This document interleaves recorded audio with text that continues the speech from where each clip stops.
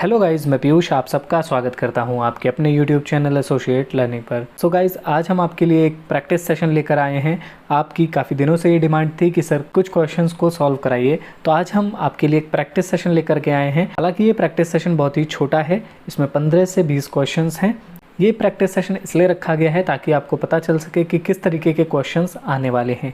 इसके पहले मैंने प्रीवियस ईयर क्वेश्चन पेपर कराया हुआ है, अगर आपने अभी तक उसे नहीं देखा है तो उसे भी देख लीजिए, ठीक है।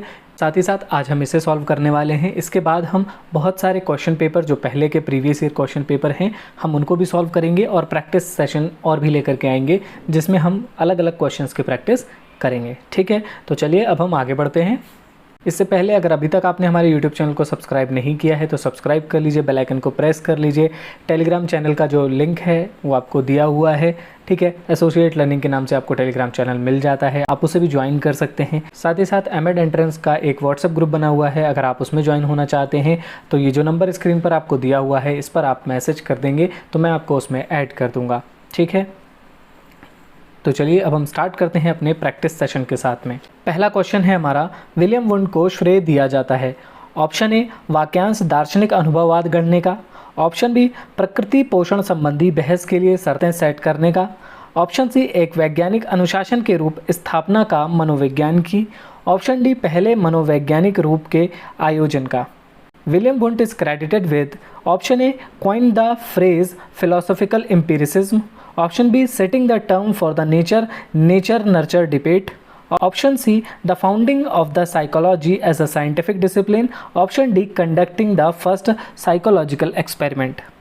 तो इसका करेक्ट आंसर हो जाएगा option C, the founding of the psychology as a scientific discipline. आप सभी को पता है विलियम वुंड जो थे उनको श्रेय दिया जाता है किसका?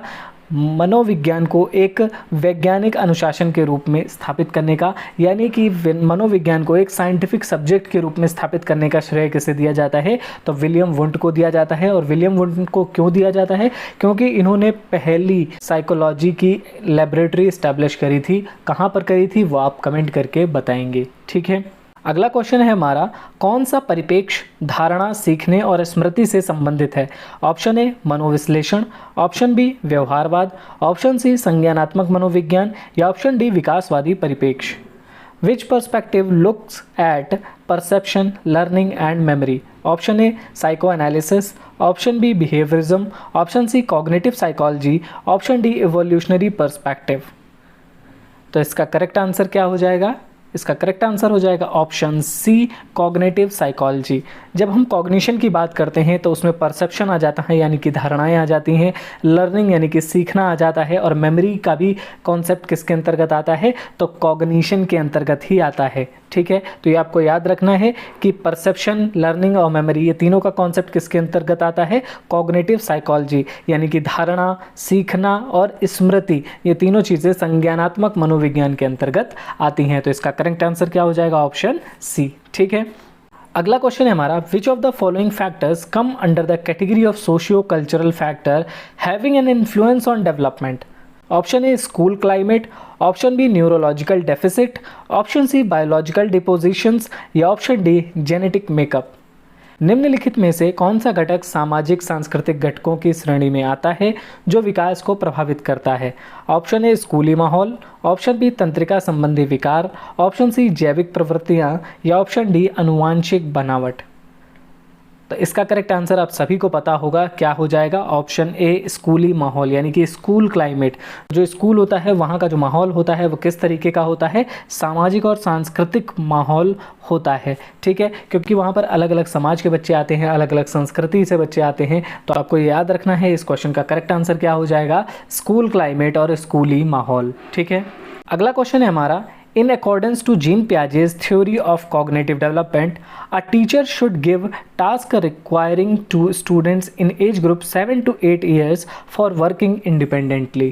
Option A, hypothetical deductive reasoning. Option B, reversible thinking. Option C, passive imitation.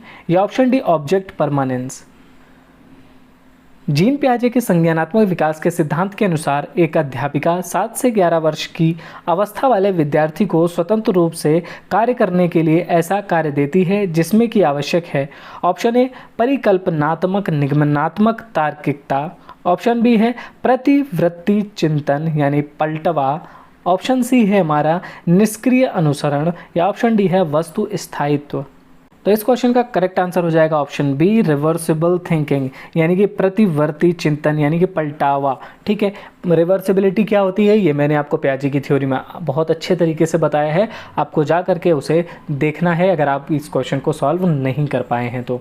ठीक है, अगला क्वेश्चन है हमारा, नूरी जजेस other actions based on the argument that we have come some duties towards society and we should obey rules for that sake. As per Lawrence Kohlberg, what stage of moral reasoning is Noori at present? Option है pre conventional, option B conventional, option C post conventional, या option D formal conventional. Noori इस तर्क हमारे समाज के प्रति कुछ दायित्व हैं और उस दायित्व के लिए हमें नियमों का पालन करना चाहिए के आधार पर अपनी क्रियाओं का निर्णय लेती है। लॉरेंस कोलबर्ग के अनुसार नूरी इस समय नैतिक तार्किकता की किस अवस्था में है? ऑप्शन ए पूर्व अभिसामयिक, ऑप्शन बी अभिसामयिक, ऑप्शन सी अभिसामयिक पश्चात, या ऑप्शन डी औपचारिक अभिसामयिक। तो इसका करेक्ट आंसर हो जाएगा ऑप्शन बी कन्वेंशनल स्टेज यानी कि अभिसामयिक। ठीक है, लॉरेंस कोलबर्ग की थ्योरी को मैंने बहुत ही डिटेल से पढ़ाया है, मैंने आप सभी से फ़ोटो भेजने के लिए कहा था तो कुछ बच्चों ने मुझे फ़ोटो भी भेजे थे, तो बहुत सारे लोगों को वो थ्योरी अच्छे से समझ में आ गई है। ठीक है, तो जो भी क्वेश्चन आपको नहीं आ रहा है वो जिस थ्योरी का क्वेश्चन है आपको जाकर के उस थ्योरी को पढ़ना है, उसके बाद आकर के दोबारा से क्वेश्चंस को सॉल्व करना है। ठीक है, तो इस क्वेश्चन का करेक्ट आंसर क्या हो जाएगा? कन्वेंशनल स्टेज इसका आंसर हो जाएगा, या अभी सामयिक स्टेज इसे कहते हैं। ठीक है, इसके अन्य नाम भी हैं, वो क्या हैं वो आप हमें कमेंट करके बताएंगे, क्योंकि हिंदी में नाम चेंज होते रहते हैं लेकिन इंग्लिश फिक्स होती है। जैसे कि कन्वेंशनल है तो कन्वेंशनल, अगर हम हिंदी में जाते हैं तो हिंदी में हम देखते हैं इसको रूढ़िवादिता भी कहा जाता है। अगला क्वेश्चन है हमारा, in accordance with Lev Vygotsky ideas a teacher should. Option A avoid giving cues और hint to students in any circumstances, option B discourage student to verbalise their thought while working on a problem, option C encourage discussion and debates among students, option D view learning independent to socio cultural context of a student. Lev Vygotsky के विचारों से सहमति रखने वाली अध्यापिका को निम्नलिखित में से क्या करना चाहिए? ऑप्शन ए किसी भी परिस्थिति में बच्चों को संकेत या इशारे देने से बचना चाहिए, ऑप्शन बी किसी समस्या पर काम करते हुए अपने विचारों के मौखिकीकरण करने पर विद्यार्थियों को हतोत्साहित करना चाहिए, ऑप्शन सी विद्यार्थियों के बीच चर्चा और वैचारिक बहस को बढ़ावा देना चाहिए, या ऑप्शन डी अधिगम को विद्यार्थियों के सामाजिक सांस्कृतिक परिवेश से अलग देखना चाहिए। तो इस क्वेश्चन का करेक्ट आंसर क्या हो जाएगा? Option C encourage discussions and debates among students. अगर आप ध्यान से देखेंगे इस क्वेश्चन को तो आप पाएंगे कि बाकी के जो 3 ऑप्शंस हैं वो नेगेटिव हैं, है ना। तो इस तरीके से भी आप एलिमिनेट करके आंसर तक पहुंच सकते हैं। तो इस क्वेश्चन का करेक्ट आंसर क्या हो जाएगा? ऑप्शन सी विद्यार्थियों के बीच चर्चा और वैचारिक बहस को बढ़ावा देना चाहिए। और यही बात कौन कहते थे? लेव वाइगोस्की कहते थे कि हम समाज के साथ जितना ज़्यादा इंटरेक्ट करेंगे उतनी ही ज़्यादा हमारी लर्निंग होगी। ठीक है, अगला क्वेश्चन है हमारा, dyspraxia is directly related to difficulties in. Option A reading to text, option B remembering of facts, option C physical coordination of body parts, या option D manipulation of numbers. गति समन्वय वैकल्पिक प्रत्यय रूप से किन कठिनाइयों से संबंधित है? ऑप्शन ए पाठ विषय वस्तु पढ़ने से, ऑप्शन बी तथ्यों को याद रखने से, ऑप्शन सी शारीरिक अंगों के समन्वय से, या ऑप्शन डी अंकों के प्रकलन से। तो इस क्वेश्चन का करेक्ट आंसर क्या हो जाएगा? आप सभी कमेंट करके ज़रूर बताएंगे। ये क्वेश्चन मैं आप पर छोड़ता हूँ, इसका आंसर आपको कमेंट करके बताना है। ठीक है, अगला क्वेश्चन है हमारा, Kohler is associated with which of the following. Option A theory of motivation, option B theory of learning, option C theory of personality, या option D theory of development. Kohler निम्नलिखित में से किससे संबंधित हैं? ऑप्शन ए अभिप्रेरणा के सिद्धांत से, ऑप्शन बी अधिगम के सिद्धांत से, ऑप्शन सी व्यक्तित्व के सिद्धांत से, या ऑप्शन डी विकास के सिद्धांत से। तो इसका करेक्ट आंसर हो जाएगा ऑप्शन डी विकास के सिद्धांत से। ठीक है, यानी कि थ्योरी ऑफ डेवलपमेंट। जो कोहलबर्ग हैं ये किसकी थ्योरी देते हैं? डेवलपमेंट की थ्योरी देते हैं। ठीक है, तो ये आपको याद रखना है कि कोहलर की जो थ्योरी है वो कौन सी थ्योरी है? डेवलपमेंटल थ्योरी है। अगर हम पियाजे की थ्योरी की बात करें तो वो कैसी थ्योरी है? तो वो भी एक डेवलपमेंटल थ्योरी है। ठीक है, तो ये आपको याद रखना है। अगला क्वेश्चन है, who has propounded the law of trial and error of learning? Option A Kohler, option B Gestalt, option C Thorndike या ऑप्शन डी पावलो। सीखने के प्रयास व त्रुटि के सिद्धांत का प्रतिपादन किसने किया है? ऑप्शन ए कोहलर ने, ऑप्शन बी गेस्टाल्ट ने, ऑप्शन सी थॉर्नडाइक ने या ऑप्शन डी पावलो ने। तो इसका करेक्ट आंसर हो जाएगा ऑप्शन सी थॉर्नडाइक। ठीक है, थॉर्नडाइक की थ्योरी को हमने पढ़ा था, बहुत ही डिटेल से पढ़ा था और आपको मैंने उसमें बताया था कि ट्रायल एंड एरर थ्योरी किसकी है, तो ये है थॉर्नडाइक की। इसके अलावा इनकी थ्योरी को क्या कहा जाता है? तो SR थ्योरी भी कहा जाता है और क्या कहा जाता है? तो कनेक्शनिज्म। ठीक है, इनकी थ्योरी को कनेक्शनिज्म भी कहा जाता है, ये भी आपको ध्यान रखना है। ठीक है, तो इनकी थ्योरी के 3 नाम हो गए, trial and error theory, SR theory and connectionism. ठीक है, अगला क्वेश्चन है हमारा, IQ level of average intelligence child will be between? Option A 70 to 79, option B 110 to 114, option C 90 to 109 या ऑप्शन डी 80 to 89। औसत बुद्धि वाले बालकों का बुद्धि लब्धि स्तर होगा। ऑप्शन ए 70 से 79, ऑप्शन बी 110 से 114, ऑप्शन सी 90 से 109 या ऑप्शन डी 80 से 89। तो इसका करेक्ट आंसर हो जाएगा ऑप्शन सी 90 से 109। जो एवरेज इंटेलिजेंस के चाइल्ड होते हैं उनका जो बुद्धि लब्धि होता है वो कितना होता है? 90 से लेकर के 109 के बीच में होता है। ठीक है, अगला इंपॉर्टेंट क्वेश्चन है, operant conditioning theory is propounded by? Option A Hull, option B Skinner, option C Pavlov या ऑप्शन डी थॉर्नडाइक। क्रिया प्रसूत अनुबंधन सिद्धांत का प्रतिपादन किसने किया है? ऑप्शन ए हॉल ने, ऑप्शन बी स्किनर ने, ऑप्शन सी पावलो ने या ऑप्शन डी थॉर्नडाइक ने। तो इसका आंसर कौन बताएगा? तो इसका आंसर आप सभी कमेंट करके बताएंगे। ठीक है, ये थ्योरी मैंने अभी पढ़ाई है और काफ़ी डिटेल से पढ़ाई है। अगर आपने अभी तक इस थ्योरी को नहीं देखा है तो देख लीजिए। इस थ्योरी से आपको पेपर में कम से कम 4 से 5 क्वेश्चन देखने को ज़रूर मिलेंगे। ठीक है, इसलिए इस थ्योरी को आप बहुत अच्छे से पढ़ लीजिए। इस थ्योरी को मैंने भी बहुत डिटेल से आपको पढ़ाया है, इतनी डिटेल से आपको कहीं पर नहीं मिलेगा। ठीक है, जैसे इससे जो क्वेश्चन बनते हैं वो चेनिंग के क्वेश्चन बन जाते हैं, प्रोग्राम्ड इंस्ट्रक्शन के क्वेश्चन बन जाते हैं, इनकी थ्योरी के नाम से क्वेश्चन बन जाते हैं। ठीक है, तो आपको ये कमेंट करके बताना है कि ये थ्योरी किसकी है। ठीक है, अगला क्वेश्चन है हमारा, pre operational stage is a stage of development proposed by? Option A Bruner, option B Skinner, option C Kohler या ऑप्शन डी पियाजे। विकास की पूर्व संक्रियात्मक अवस्था निम्न में से किसने दिया है? Option A Bruner, option B Skinner, option C Kohler या ऑप्शन डी पियाजे। तो इसका आंसर आप सभी को पता होगा, क्या है करेक्ट आंसर? तो इसका करेक्ट आंसर है पियाजे। जीन पियाजे इसका करेक्ट आंसर है। ठीक है, अगला क्वेश्चन है हमारा, according to BF Skinner language development in children takes place? Option A as an outcome of inborn capabilities, option B as an outcome of training in grammar, option C as an outcome of imitation and reinforcement या option D as an outcome of maturity.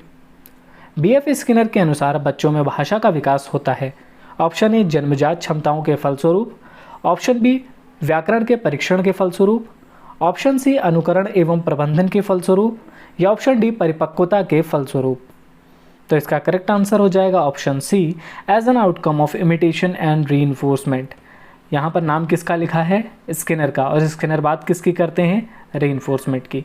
तो यही आपके लिए hint है। ठीक है, तो आपको याद रखना है कि जब भी रीइंफोर्समेंट की बात आएगी तो सबसे पहला नाम किसका आएगा? स्किनर का आएगा। ठीक है, अगला क्वेश्चन है हमारा, who propounded the 2 factor theory of intelligence? Option A Thorndike, option B Stern, option C Vernon या ऑप्शन डी स्पीयरमैन। बुद्धि के द्विकारक सिद्धांत का प्रतिपादन किसने किया? ऑप्शन ए थॉर्नडाइक ने, ऑप्शन बी स्टर्न ने, ऑप्शन सी बर्नन ने या ऑप्शन डी स्पीयरमैन ने। तो इसका करेक्ट आंसर हो जाएगा ऑप्शन डी स्पीयरमैन। ठीक है, जो स्पीयरमैन थे उन्होंने 2 फैक्टर थ्योरी दी थी जो कि एक इंटेलिजेंस की थ्योरी है। ठीक है, अगला क्वेश्चन है हमारा, which of the following is not theory of intelligence? Option A 2 factor theory, option B unifactor theory, option C theory of regression या option D multi factor theory. निम्न में से कौन सा बुद्धि का सिद्धांत नहीं है? ऑप्शन ए द्वितत्व का सिद्धांत, ऑप्शन बी एक तत्व का सिद्धांत, ऑप्शन सी प्रत्यागमन का सिद्धांत या ऑप्शन डी बहुतत्व का सिद्धांत। तो इसका करेक्ट आंसर हो जाएगा option C theory of regression. प्रत्यागमन का जो सिद्धांत होता है उस नाम से कोई भी इंटेलिजेंस की थ्योरी नहीं है। इंटेलिजेंस की जो थ्योरी है वो किस नाम से हैं? Unifactor theory, two factor theory, multi factor theory, ठीक है। इसके अलावा 3D मॉडल थ्योरी। तो इस तरीके की जो हैं वो सारी थ्योरीज़ हैं किसकी? इंटेलिजेंस की, ठीक है। तो उम्मीद करता हूँ आपके क्वेश्चंस काफ़ी सही हुए होंगे। तो ऐसा ही कुछ पेपर आने वाला है, हमारे साथ लगातार बने रहें, हम आपकी तैयारी को बहुत ही बेहतरीन करवा देंगे, ठीक है। उम्मीद करता हूँ सारे क्वेश्चंस आपको समझ में आ गए होंगे। किसी क्वेश्चन में कोई भी डाउट हो तो आप मुझे कमेंट करके बता सकते हैं, आप मुझे व्हाट्सएप कर सकते हैं या फिर आप मुझे टेलीग्राम पर भी मैसेज कर सकते हैं। जैसा आपको सुविधा लगे आप वो काम कर सकते हैं, ठीक है। अगर अभी तक आपने चैनल को सब्सक्राइब नहीं किया है तो सब्सक्राइब कर लीजिए। वीडियो अच्छी लगी हो तो वीडियो को लाइक करें और शेयर करना बिल्कुल ना भूलें।